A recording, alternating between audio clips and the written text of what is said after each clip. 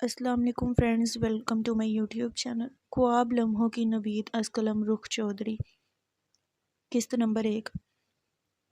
رباب کی بچی، اتنی مرچیں نہ ڈالو، لڑکے والے کہیں مائنڈ ہی نہ کر جائیں۔ سمن نے اسے لڈو میں پیسی ہوئی مرچیں بھرتے ہوئے دیکھ کر ٹوکا، جو بڑی مہارت سے تھال میں بڑے لڈو درمیان سے توڑ کر مرچیں بھر کر اس طرح رکھ رہی تھی کہ کسی کو گمان بھی نہ ہو سکتا تھا کہ ان میں کچھ بڑا گیا ہے۔ اڑے کچھ نہیں ہوتا، اشتہار دیکھ دیکھ کر لڑکے خاصے چلاک ہو چکے ہیں۔ سنا نہیں تھا اس روز ماہین اپنی کزن کی شادی کی مہندی کا قصہ سنا رہی تھی کہ لڑکوں نے لڈو دیکھے تک نہیں، اور دوسری بات یہ کہ ایسی باتوں کو کوئی مائنڈ میں نہیں کرتا۔ یہ شرارتیں ہی تو رسموں کو رنگین اور خوبصورت بناتی ہیں۔ بس تم مجھ پر چھوڑ دو، دیکھنا کیسے لڑکے لڈو کھاتے ہیں۔ رباب نے تھال کو خوبصورت انداز میں سجاتے ہوئے کہا، کیوں نہیں، جب لڈو پیش کرنے والی تم ہوگی تو کون کافر لڈو نہیں کھائے گا؟ لڑکے مرچوں سے کیا بے ہوش ہوں گے، تمہارے حسن کے جلووں کی ہی تاب نہ لا پائیں گے۔ قدسیہ بھابی آگے بڑھی اور رباب کو بے ساختہ پیار کر لیا تو وہ چمکی، اب ایسی بھی بات نہیں بھابی، اچھا خیر سب لوگ تیار ہیں نا لڑکے والوں کے، آج چھکے چوکے چھڑا کر بھیجا جائے گا، کیوں سنا؟ اڑے تم فکر ہی نہ کرو۔ رباب کی چچا کی بیٹی مریم کی شادی تھی اور دولہے والوں کو تنگ کرنے کے سارے پروگرام اسی نے ترتیب دیے تھے۔ آج دولہے والے مہندی لے کر آ رہے ہیں اور رباب کے ساتھ مل کر لڑکیوں نے خوب شرارتیں سوچی تھی، جن میں لڈوؤں میں مرچیں اہم آئٹم تھا۔ رباب ہر کام میں پیش تھی، ایک وہی تو اکلوتی کزن تھی، مریم کی سگی بہن نہ ہونے کی کمی پوری کر رہی تھی۔ سبز رنگ کے گوٹا کناری والے شرارے میں وہ شوق سی تتلی لگ رہی تھی۔ رنگین لباس اور شوق میک اپ میں اگر لڑکیاں جچ رہی تھیں تو لڑکے بھی سفید لباس میں پیلے دوپٹے گلے میں ڈالے شوق نظروں کے ساتھ جملے اچھالتے بہت سمارٹ لگ رہے تھے۔ ذرا راستہ دیجیے۔ رباب مہندی کی تھال پر موم بتیاں روشن کیے کھڑی تھی۔ لیجیے گا؟ بلال اسی کے انداز میں بولتا مڑا تو کچھ دیر کے لیے اس کی طلسماتی حسن میں کھو سا گیا۔ وہ آگے بڑھ گئی، یار نعمان، تیرے سسرال میں تو بڑے حسن والے لوگ ہیں، ہاں ذرا دل پر قابو رکھنا، مروا نہ دینا۔ ویسے ہم تو اتنے کم نصیب ہیں کہ رشتے کی لڑکی بھی ایک ہی ہے۔ نعمان نے افسردہ سا ہو کر کہا تو وہ ہنس دیا۔ تب ہی نعمان کی بہن آ گئی، وہ ان کے ساتھ سٹیج پر رسم کے لیے آ گئے۔ ذرا جگہ دیجیے گا پلیز۔ وہی انداز، وہی آواز۔ بلال نے گھوم کر دیکھا، وہی پڑی وش ہاتھ میں مہندی کا تھال لیے کھڑی کہہ رہی تھی۔ بلال کی آنکھوں میں شوقیاں اتر آئیں، اوہو، تو اب آپ کو جگہ چاہیے؟ کتنے گز کا پلاٹ ہونا چاہیے؟ ہم تو پورا علاقہ آپ کے نام۔ فضول باتیں مت کریں، مجھے مہندی کی رسم ادا کرنی ہے۔ لائیے نعمان بھائی، ہاتھ دیجیے۔ وہ چڑ گئی، وہ اسے پرے دھکیلتی نعمان کے قریب پہنچ گئی تو وہ بھی نعمان کے قریب گھس کر بیٹھ گیا۔ کبھی جگہ دیجیے گا، کبھی رستہ دیجیے گا، کبھی ہاتھ دیجیے گا۔ یار نعمان، کن منگتیوں سے رشتہ جوڑ بیٹھا ہے تم، حد ہوگی یار، جب سے ملاقات ہوئی ہے مانگے چلی جا رہی ہیں۔ وہ اسے چڑھانے کے لیے بولا تو وہ بھی سلگ اٹھی، چپ رہی ہیں، آپ کا کوئی تعلق نہیں، بلا وجہ بولے جا رہی ہیں۔ 3 میں نہ 13 میں؟ جی 3 اور 13 کا حساب تو رہنے ہی دیں، تعلق بنتے کیا دیر لگتی ہے؟ آپ ہیں کون، بلا وجہ رنگ میں بھنگ ڈال رہی ہیں؟ ہٹیے پیچھے۔ لائیے بھائی، ہاتھ دیں، دیر ہو رہی ہے۔ رباب نے خود ہی نعمان کا ہاتھ پکڑ کر مہندی لگانی چاہیے تو بلال نے جھٹ اس کے ہاتھ سے نعمان کا ہاتھ چھڑا لیا۔ ارے واہ، خام خام بلا وجہ ہی لاوارث سمجھ رکھا ہے اس ہاتھ کو۔ خبردار، جو آپ نے اس پر مہندی لگا کر اسے خراب کیا ہو تو مہندی لگانے کا اتنا ہی شوق ہو رہا ہے نا، تو لیجیے، ہم قربانی دیتے ہیں اپنے خوبصورت ہاتھ کی، اپنا شوق پورا کر لیجیے۔ بلال اپنا بھرا سا مردانہ ہاتھ اس کے سامنے پھیلائے اسے گہری نظروں سے دیکھ رہا تھا۔ باقی سب لوگ تماشائی بنے محظوظ ہو رہے تھے۔ ہرگز نہیں، آج نعمان بھائی کی مہندی ہے، ہٹائیے ہاتھ۔ رباب نے اس کا ہاتھ بڑے کر کے نعمان کا ہاتھ پکڑا۔ بلال نے پھر نعمان کا ہاتھ پیچھے کر کے اپنا ہاتھ آگے کر دیا تو وہ اسے گھوننے لگی۔ اڑے یہ کیا، اب نظر ہی لگاتی رہیں گی یا مہندی بھی لگائیں گی؟ وہ شوخی سے بولا تو رباب تپ گئی۔ اس نے دانت پیستے ہوئے کہا، مہندی تو آپ کو ضرور لگے گی۔ اور پھر رباب نے مٹھی بھر مہندی لی اور بلال کے چہرے پر مل دی اور خود پھرتی سے بھاگ جانے میں کامیاب تو ہو جاتی، مگر اس کی نازک کلائی بلال کے ہاتھ کی مضبوط گرفت میں آ چکی تھی۔ اس نے خوفزدہ ہو کر اپنا چہرہ چھپا لیا۔ مہندی کی خوشبو سے سانسوں پر چھا جائیں، ہم آئے تجھ کو لینے، نذرانہ دل کا دینے، ہم تیرے ہو جائیں گے، یہی ہے لگن، چھوڑیے میرا ہاتھ۔ رباب کی عجیب سی حالت ہو رہی تھی، شرمندگی، خجالت، سب کے سامنے، سب کے دیکھنے کا احساس، شوق، جملوں کی تپش۔ آپ نے ہمیں مہندی لگائی، ہم آپ کو لگائیں گے، حساب برابر۔ بلال نے اپنے ماتھے میں سے مہندی اتار کر اس کے نازک ہتھیلی پر اپنے نام کا پہلا حرف یعنی بے لکھ دیا تھا۔ تو لڑکوں نے خوب شور مچایا، سیٹیاں بجائی۔ آپ انتہائی بدتمیز آدمی ہیں، مجھے نہیں معلوم تھا۔ نعمان بھائی دوستوں کے معاملے میں اتنے بدذوق ہیں؟ اس نے غصے سے اس کی گرفت سے ہاتھ آزاد کرائے۔ بالکل درست کہا آپ نے، قسم سے کتنے ملتے جلتے ہیں میرے آپ کے خیالات۔ وہ اس کے خوبصورت گوٹا لگے دوپٹے سے اپنا چہرہ صاف کرنے لگا۔ ارے یہ کیا کر رہی ہیں آپ؟ وہ چیخ کر بولی، نظر نہیں آ رہا مہندی صاف کر رہا ہوں۔ آپ ہی کا کارنامہ ہے، شٹ اپ۔ اس نے زور سے دوپٹہ اس کے ہاتھ سے چھینا تو گوٹے کی 2 پھول بلال کے ہاتھ میں رہ گئے۔ وہ تو غصے سے آگے بڑھ گئی۔ بلال نے مسکرا کر اس کی پشت پر لہلاتی لمبی سی چوٹی کو دیکھا اور گوٹے کے پھول اپنی جیب میں محفوظ کر لیے۔ ارے یہ کیوں مہندی اتار رہی ہو؟ قدسیہ باجی نے اسے ٹوکا۔ نہ جانے کون جنگلی آدمی ہے، نام کو تمیز چھو کر نہیں گزری۔ بدتمیز آدمی نے اپنا نام میرے ہاتھ پر لکھ دیا ہے، اور مہندی تو دیکھیں اتنی سی دیر میں اتنا رنگ آ گیا۔ رہنے تو بھائی، اتنا کیوں الجھ رہی ہو؟ مہندی اگر اپنا رنگ چھوڑ گئی ہے تو اچھی بات ہے نا۔ اسی طرح چراغ سے چراغ جلتے ہیں۔ نعمان کا یہ دوست تو بہت خوبرو اور سمارٹ ہے۔ اچھا کیا یہ لڈو تو لے کر جاؤ۔ چلو میں ساتھ چلتی ہوں، لڈو میں اٹھا لیتی ہوں بابی، مگر آپ نے ایک ساتھ 2 لڈو اس جنگلی کے منہ میں ڈالنے ہوں گے۔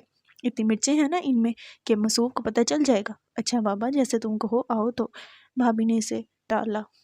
یہ لڈو نہ کھانا یار، پچھتاؤ گے ساری لائف۔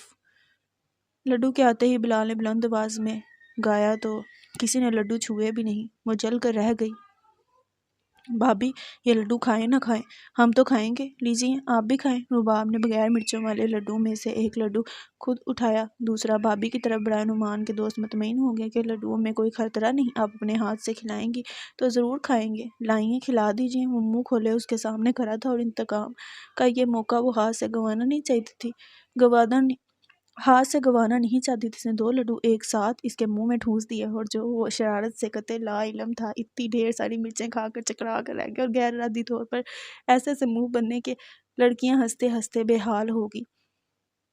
ان کا مقصد پورا ہو چکا تھا۔ رباب تو اتنا ہنسی کہ آنکھوں میں آنسو آ گئے اور وہ جلتی زبان سے اسے دیکھے گیا۔ اتنی سی جلن کی عوض اگر اتنی خوبصورت ہنسی کی جل ترنگ اندر تک گونج جائیں تو سودا مہنگا نہیں۔ لائیں 2 لڈو اور دیجیے۔ وہ اس کے قریب آیا تو وہ منہ بنا کر چلی گئی۔ بلال نعمان کا بہت گہرا دوست تھا، ہر تقریب ہر رسم میں پیش تھا۔ بارات والے روز خوب جچ رہا تھا۔ رباب نے جھلملاتا ہوا سیاہ لباس بتن کر رکھا تھا اور خوب چمک رہی تھی۔ بہنوں والی ساری رسمیں اسے ہی ادا کرنی تھی۔ اس وقت بھی حال کے استقبال پر دونوں طرف لڑکیاں ہار لیے کھڑی تھیں۔ باراتیوں کو پہنانے کے لیے سبھی باری باری آ رہے تھے، اور پھر وہی ہوا جس سے وہ ڈر رہی تھی۔ خواتین کے بعد مردوں نے آنا شروع کیا تو بلال سیاہ ڈنر سوٹ میں سب سے آگے تھا۔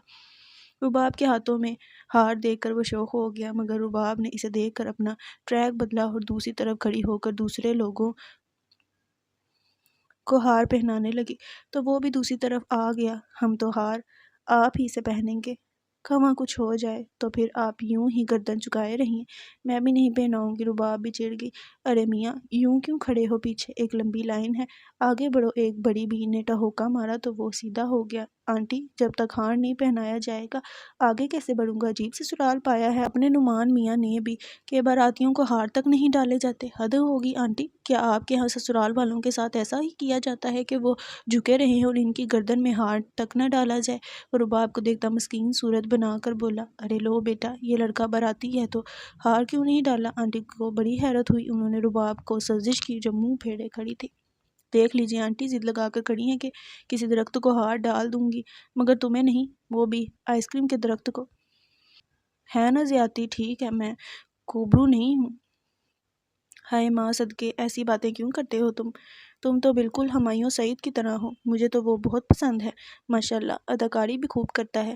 خیر آنٹی ہوں تو ان سے زیادہ سمارٹ اور خوبرو مگر ان کو نظر آئے تب نا۔ خیر آپ بتائیے نا، ان کے ہاں باراتیوں کے ساتھ ایسا ہی رویہ رکھا جاتا ہے؟ اب دیکھیں سب کو ہار ڈال دیے، مگر لیجیے آنٹی آپ خود پہنا دیجیے ان کو ہار، اگر ایک ہار کے لیے اتنا مڑے جا رہے ہیں۔ رباب نے ہار آنٹی کی طرف بڑھایا۔ توبہ توبہ آنٹی، آپ نے دیکھ لیا نا، بدفعلیں نکال رہی ہیں۔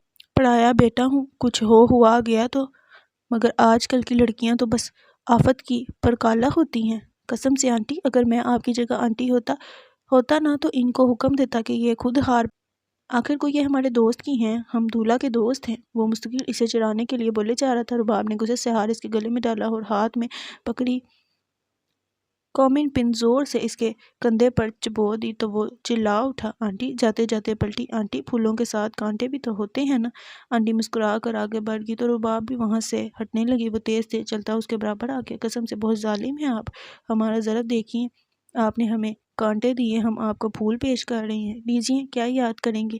بلال نے اپنے گلے سے ہار اتار کر اس کے گلے میں ڈالا اور آگے بڑھ گیا تو وہ تل ملا کر رہ گئی۔ وہ خود لوگوں کو تنگ کرنے اور زج کرنے والوں میں سے تھی اور وہ اسے بنا گیا تھا۔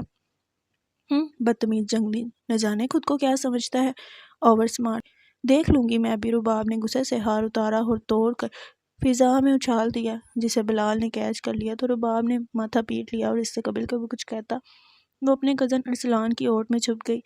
وہ بھی مسکرا کر اسٹیج کی طرف بڑھ گیا۔ نکاح کے تھوڑی دیر بعد رسمیں شروع ہو چکی تھیں۔ اب دودھ پلائی کی رسم پر بھی فرقین میں ٹھنی ہوئی تھی۔ یہ کیا بات ہوئی دولہا بھائی، 10,000 کی حیثیت ہی کیا ہے کہ آپ نہیں دے رہے؟ ویسے خاتون، 10,000 دودھ کی گلاس کی قیمت ہے کہ بھینس کی قیمت مانگ رہی ہیں؟ چلیں جائیے، ہوا کھائیے۔ ارے آؤ بلال، تم ہی نپٹو ان سے۔ ایک گلاس دودھ کی قیمت 10,000۔ یاسر نے بلال کو آتے دیکھ کر نعمان کے قریب اسے جگہ دی تو اس نے نظر اٹھا کر اسٹیج پر لڑکے اور لڑکیوں کو دیکھا۔ لگتا تھا رنگ و بو کا سیلاب سا امڑ آ رہا ہے۔ وہ بڑا معتبر بن کر بیٹھ گیا۔ تو کیا کہہ رہے تھے تم؟ 10,000 ایک دودھ کے گلاس کی قیمت 10,000، یعنی کہ صرف 10,000؟ وہ یوں جیسے کوئی معمولی بات ہو، پھر ایک دم اچھلا۔ کیا کہا؟ 10,000؟ توبہ میری توبہ! سب لڑکیاں کان پکڑی۔ شاباش، جلدی سے کان پکڑیں، توبہ کریں۔ یہ بدتمیزی سراسر بدتمیزی ہے بلال بھائی، ہم تو 10,000 لیے بغیر ٹلیں گے نہیں۔ لڑکیاں بدمزہ ہوئیں۔ ارے یہ کام ہمارے بس کا نہیں۔ یہ رباب کہاں ہے؟ اسے بلاؤ، 10 کے 20 نکلوائے گی۔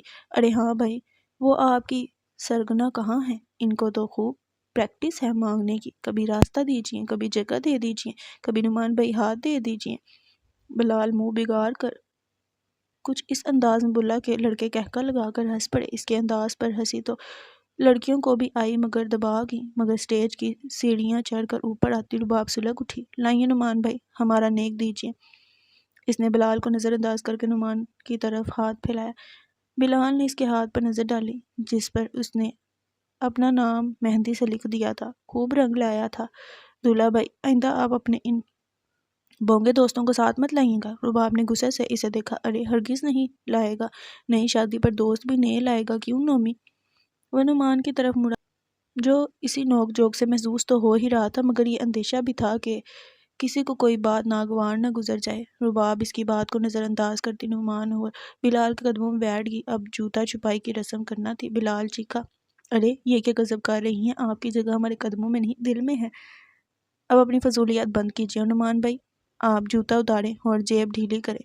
قطن نہیں، آپ ذرا میرے یار کے جوتے کو ہاتھ تو لگا کر دیکھیں۔ رباب نے نعمان کا سنہری کھوسا اتارنا چاہا مگر بلال نے مضبوطی سے نعمان کے دونوں پاؤں پکڑ لیے۔ آپ درمیان سے ہٹ جائیں، ہمیں رسم ادا کرنے دیں، بس ہمیں جوتا چاہیے۔ ارے لڑکی، آپ کے پاؤں میں مرد کا جوتا کیا اچھا لگے گا؟ جی نہیں، لیکن آپ کے سر پر خوب لگے گا۔ ہٹائیے ہاتھ۔ اور پھر دونوں کی چھینا جھپٹی میں ایک تو کیا نعمان کے دونوں جوتے لڑکیوں کے ہاتھ لگ گئے تو لڑکیوں نے اس کامیابی پر خوب شور مچایا۔ توبہ توبہ نعمان، تم کس خاندان میں پھنس گئے ہو جن کے پاس اپنے جوتے بھی نہیں، دوسروں کی چڑا کر پہنتے ہیں؟ بھائی میں تو اس لڑکی سے شادی کروں گا جس کے ابا کی جوتوں کی فیکٹری ہو۔ ایک سر اور جوتوں کی فیکٹری، لیکن ٹھیک ہے بندہ ڈھیٹ ہو تو جوتوں کی فیکٹری بھی کم ہے۔ بس لڑکیوں دولہا بھائی کے جوتے ہاتھ لگ گئے ہیں، چلو بولی لگاؤ۔ رباب نے دونوں کھوسے اتار کر اپنی گود میں رکھ لیے اور آواز لگائی۔ لڑکیاں بڑھ چڑھ کر بولی لگا رہی تھیں۔ باپ رے باپ، یار نعمان، تم سے زیادہ تو تمہارے جوتے قیمتی ہیں، قسم سے بڑا ہی لالچی سسرال پایا ہے تم نے۔ 10,000 اتنے مہنگے جوتے محترمہ اپنے پاس رکھیے، ہم 10,000 میں 10 جوڑے جوتے کے لے آئیں گے۔ توبہ ہے، یہ لڑکی تو جان کو آ گئی ہے۔ بلال کا نشانہ رباب ہی تھی، وہ اسے ہی چڑھانے کے لیے جملوں کے تیر اچھال رہا تھا۔ اب چپ رہیے نا، اوقات نہ حیثیت بلا وجہ ہی بولے جا رہے ہیں، آپ سے تو نہیں مانگے۔ چلیے نعمان بھائی، اجی آپ مانگ کر تو دیکھیے، جان بھی ہتھیلی پر رکھ دیں گے۔ بلال نے اس کی طرف جھک کر رومانٹک لہجے میں کہا تو سارے لڑکے ہو کرنے لگے۔ مجھے بیکار چیزیں جمع کرنے کا کوئی شوق نہیں نعمان بھائی، آپ کے منہ میں لونگ دبائے بیٹھے ہیں، کچھ تو بولیے، چپ چاپ فضول باتیں ہی سن رہے ہیں۔ ہاں بھائی بلال، بہت ہوگی، دے دو 10,000 اور کچھ نہیں تو 2-4 دن کا خرچہ ہی چل جائے گا، یہ کوئی بلال جیسا بولا۔ لیجئے، مینڈک بھی ٹرانے لگے۔ دولہا بھائی جیب ڈھیلی کیجیے ورنہ آج یہیں گزر جائے گی آپ کی سہاگ رات۔ صبا نے کہا تو بلال کے ہاتھ میں نعمان کا جوتا آ چکا تھا۔ اچھل کود میں رباب کو معلوم ہی نہیں ہوا کہ جوتا اس کی گود سے پھسل کر بلال کے ہاتھوں میں جا چکا ہے۔ وہ کھڑا ہو گیا۔ سنو سنو نعمان کی غریب غربا بہنوں، سنو، مجھے افسوس کے ساتھ اعلان کرنا پڑ رہا ہے کہ آپ نے جس جوتے کی قیمت 10,000 لگا کر رقم بٹورنے کا پروگرام بنایا تھا وہ فلوپ ہو چکا ہے، کیونکہ جوتا خود چل کر ہمارے قدموں میں آ گیا ہے۔ یہ دیکھیے۔ بلال نے دونوں خود سے سب کو دکھائے تو رباب سر پکڑ کر رہ گئی۔ رباب، یہ کیا کیا تم نے؟ ہم تو ہار گئے، یہ سب تمہاری وجہ سے ہوا ہے۔ سب لڑکیاں رباب سے خفا ہو گئی۔ میری وجہ سے ہرگز نہیں ہوا۔ عبداللہ کے دوست ہی ماہر چور ڈاکو ہوں گے تو کیا کیجیے۔ رباب نے بھی اسے چور کہہ کر دل کی بھڑاس نکالی۔ محترمہ، اسے چوری نہیں کہتے، ذہانت کہتے ہیں۔ دیکھیے آپ نے ہماری ذہانت کس طرح ذہانت سے ہم نے اپنی چیز آپ کے قبضے سے آزاد کرا لی۔ داد دیجیے ہماری ذہانت اور ٹائمنگ کو۔ وہ اس پر جھکا شوقی سے اپنی ذہانت کی داد طلب کر رہا تھا اور رباب کو غصہ آ گیا۔ وہ جانے لگی تو بلال نے اس کی نازک کلائی اپنی مضبوط گرفتوں میں جکڑ لی۔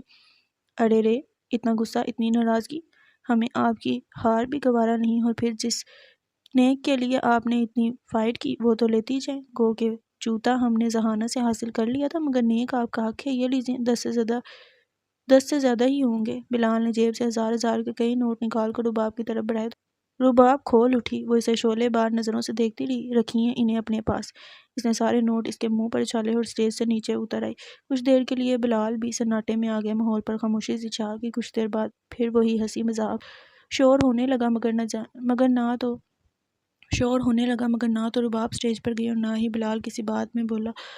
دوسرے یار دوست خوب شوخیاں کرتے رہے، مگر بلال کی نظریں سارا وقت رباب کو ڈھونڈتی رہیں۔ وہ نظر نہیں آئی تو کھانے کے وقت وہ ذرا سا کھانا نکال کر چپ چاپ ایک کونے میں کھڑی تھی۔ اس وقت کسی سے بات کرنے کو اس کا دل نہیں چاہ رہا تھا۔ بلال کی نظر پڑی تو وہ اس کے پیچھے آ کر ہوا۔ اوہ توبہ، اتنی ناراضگی! دیکھیے مس، گیم از گیم، ایسی باتوں کو دل پر نہیں لیا کرتے۔ یہ شوخیاں، یہ باتوں کی دھنگ زندگی کو خوبصورت بناتی ہیں۔ اگر اسی طرح چھوٹی چھوٹی باتوں پر آپ خفا ہونے لگیں تو زندگی کس طرح گزرے گی؟ وہ سرگوشی میں کہہ رہا تھا۔ وہ سلگ اٹھی۔ یہ میری زندگی ہے، آپ کون ہوتے ہیں مجھے مشورے دینے والے؟ مجھے اچھی طرح معلوم ہے کون سی باتیں زندگی کو خوبصورت بناتی ہیں۔ واقعی آپ کو پتہ ہے تو پھر ہمیں بھی تو بتائیے کہ کون سی باتیں زندگی کو خوبصورت بناتی ہیں۔ قسم سے ہمیں تو کچھ بھی نہیں معلوم۔ وہ بچوں کے انداز میں بولا تو وہ آگے بڑھ گئی۔ ویسے کیا آپ کو خواب میں نظر آ گیا تھا کہ میں بلیک کلر کی ڈریسنگ کر رہا ہوں، لہٰذا آپ بھی دیکھا آپ نے؟ اس کو کہتے ہیں دل سے دل کو راہ ہونا۔ وہ اس کے مقابل کھڑا شوقی سے اسے دیکھ رہا تھا۔ جی نہیں، میں اسے انتہائی ناخوشگوار اتفاق سمجھتی ہوں۔ زیادہ اترانے یا خوش فہمی میں مبتلا ہونے کی ضرورت نہیں۔ اف، اتنی ناراضگی! اتنی سی بات پر چلیے ہم اپنے سارے الفاظ واپس لے لیتے ہیں، اب تو دوستی کر لیں۔ بلال نے باقاعدہ ہاتھ آگے بڑھایا تو وہ پھٹ پڑی۔ مسٹر فضول، آپ خود کو سمجھتے کیا ہیں؟ آپ اور آپ کی فضول باتیں دیوانے کے بڑ سے زیادہ حیثیت نہیں رکھتی، سمجھے آپ؟ توبہ ہے، کس قدر لڑاکا لڑکی ہیں، سر پکڑ کر روئے گا جس سے شادی ہوگی۔ وہ سر پر ہاتھ رکھ کر بولا۔ یقین رکھیں وہ آپ نہیں ہوں گے۔ وہ غصے سے بولی۔ اجی کسے معلوم، لڑکوں کی قسمت کا کیا پتہ ہوتا ہے، والدین کہاں پھوڑ دیں، کیا خبر، ہم ہی سر پکڑے رو رہے ہوں کہیں آمین ثم آمین۔ وہ آسمان کی طرف دیکھ کر رونی صورت بنا کر بولا، پھر منہ پر ہاتھ پھیرے۔ دیکھیں مسٹر، زیادہ وہ جسے اس کو جواب دینے کے لیے پلٹی۔ کیمرے کی روشنی دونوں کو اپنی لپیٹ میں لیتی آواز کے ساتھ بند ہو گئی۔ دونوں کے بڑے اچھے موقع کی تصویر اتاری گئی تھی۔ یہ کس کی بدتمیزی ہے؟ وہ شدید قسم کے غصے سے پلٹ کر دیکھنے لگی۔ کئی لڑکوں اور لڑکیوں کے ہاتھوں میں کیمرے تھے جو شادی کے ان خوبصورت لمحات کو قید کر۔ محترمہ، یہ جس کسی کی بدتمیزی ہے، بڑی خوب بدتمیزی ہے، ذرا پتہ لگوائیں کس نے کی تو اسے میں انعام دوں گا۔ وہ مصنوعی غصے کا اظہار کر کے مسکرایا تو وہ منہ بناتے آگے بڑھ گئی۔ اللہ میاں جی، یہ دونوں ستارے ضرور ملا دیجیے گا ورنہ آپ کا یہ بندہ مر جائے گا۔ بلال نے کوٹ کی اندرونی جیب سے رباب کے دوپٹے کے گوٹے کے پھول نکالے اور آسمان کی طرف دیکھ کر دعا کی۔ شادی کے ہنگامے ختم ہو چکے تھے اور نعمان کی شادی بلال کی زندگی کی بہترین شادی ثابت ہوئی تھی کہ وہ محبت جیسے جذبے سے واقف ہو گیا تھا۔ رباب اپنے تمام تر اکھر پن کے ساتھ اس کی پہلی نظر کی محبت ثابت ہوئی تھی۔ وہ شوق اور کھلنڈرا ضرور تھی اور لڑکیوں سے بہت اچھی دوستی بھی رہی تھی، مگر ایک جذبہ جسے محبت کہا جاتا تھا وہ اس درد سے آشنا نہیں تھا۔ ستم یہ کہ اسے اس کے بارے میں کوشش کے باوجود کچھ معلوم نہیں ہو سکا تھا سوائے نام کے نعمان سے، تو پھر بات ہی نہ ہو سکی۔ وہ ولیمے کے 2 روز بعد ہی ہنی مون کے لیے اپنے بھائی کے پاس کینیڈا چلا گیا، مگر بلال کو تو کسی پل قرار ہی نہیں تھا۔ اب تو وہ نعمان کے پاس واپس آنے کا منتظر تھا کہ وہ آئے ہو رباب کے بارے میں کچھ معلوم ہو سکے۔ چھوڑ یار، زندگی میں اس قسم کے اتفاقات تو ہوتے ہی رہتے ہیں، اور کیا ہر بار بندہ دل ہار دے؟ اور پھر کیا خبر محترمہ انگیج ہوں؟ تیرے منہ میں 7 چولہوں کی خاک، پاگل آدمی، شکل اچھی نہیں، بات تو اچھی کر لی ہوتی۔ تجھے اندازہ ہی نہیں کہ میں اس کی محبت میں کتنا آگے نکل آیا ہوں کہ واپسی ممکن نہیں۔ وہ بے خودی میں چلتا گیا تو تنویر چلایا، رک جاؤ میاں مجنوں، اگر آپ نے ایک قدم بھی آگے بڑھایا نا تو جناب گہرے کھڈ میں گر جائیں گے اور واپسی واقعی ناممکن ہو جائے گی۔ تنویر نے اسے پکڑ کر گھسیٹا تو وہ چونک پڑا۔ وہ چلتے چلتے واقعی کسی گہری کھائی کے قریب آ گئے تھے۔ دونوں خدا کا شکر ادا کرتے آگے۔ اب کیا ہوا؟ یہاں کیوں رک گئے ہو؟ بلال گاڑی کو شاپنگ سینٹر کے سامنے دیکھ کر چلایا۔ تمہیں جھومر ٹیکا دلواؤں گا، گاؤں کی شاپنگ کرنی ہے، مجھے کچھ ٹائیاں اور شرٹیں خریدنی ہیں۔ اٹھیے مڑیے مجنوں کے نانا اور فرہاد کے نواسے، اور یہ جو پھٹے منہ بنا رکھا ہے سیدھا کر لیجئے، قسم سے بالکل ایسا ہی لگ رہا ہے جیسے کسی کو منہ چڑھا رہے ہو۔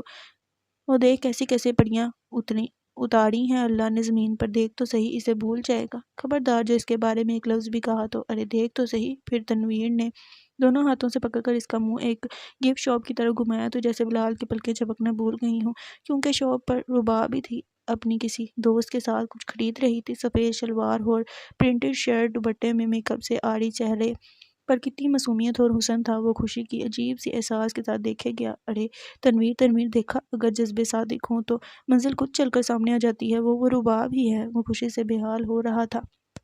کیوں پٹنے اور پٹوانے کا ارادہ ہے؟ کوئی اور ہوگی۔ وہ یہاں کہاں؟ تنویر، اس عرصے میں نے اسے اتنا سوچا ہے